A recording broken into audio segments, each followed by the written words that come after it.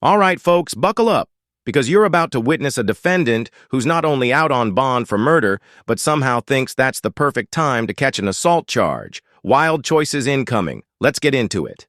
$1 fine. We're going to do probable cause. You have the right to remain silent. Anything you say can and will be used against you.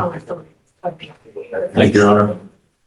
On April 27th, 2025, in Harris County, Texas, officers were dispatched to a disturbance/unknown weapon call.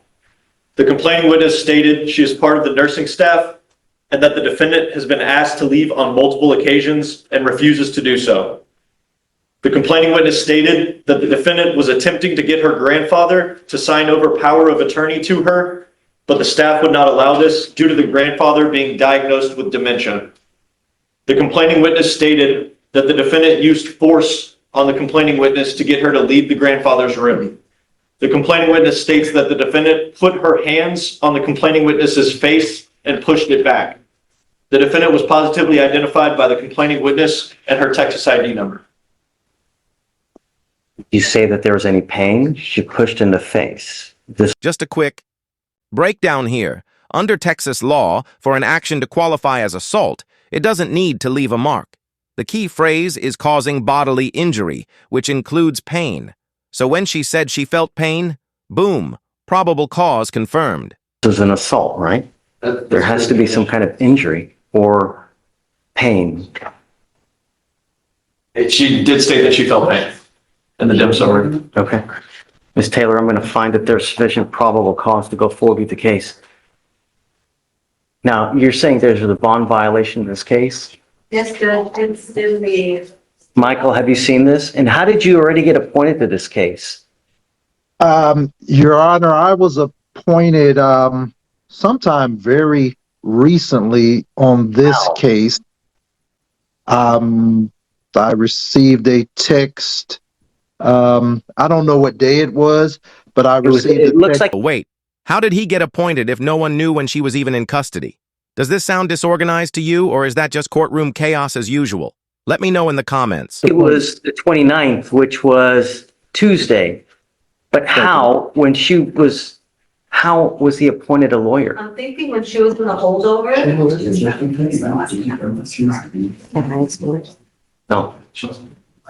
How is she, I mean, I don't understand.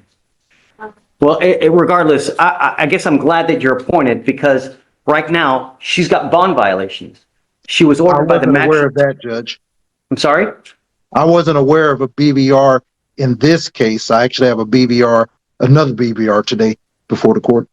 I know that, yeah, we got you. We'll deal with that one next, but you're on bond for murder. You were ordered by the magistrate to have a GPS monitor. You have violated those conditions. Unacceptable. I'm revoking your bond. She goes with you. No. Your Honor, if I may, Yeah. Your Honor, she just was released because I met her in the holdover earlier this week, and she could not have been out of jail more than a day, two at the most. Would the court allow her to leave right now to get the device?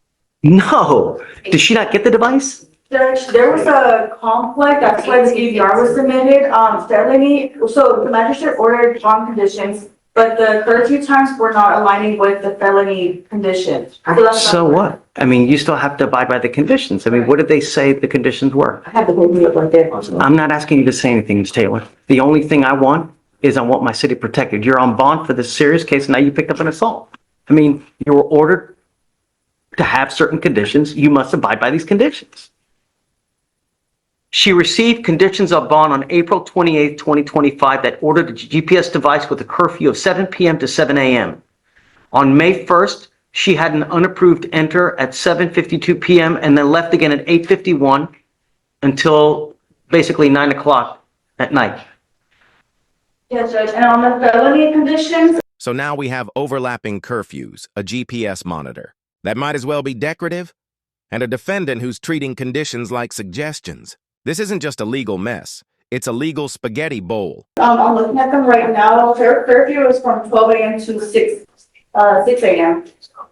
So that's where it's conflicting. So the magistrate ordered from 7 PM to 7 AM, and on felony, their curfew was 12 AM to 6 AM. I mean, she still has to follow conditions, right? There may be She's on bond for murder, picks up an assault charge, and still decides to play fast and loose with her curfew.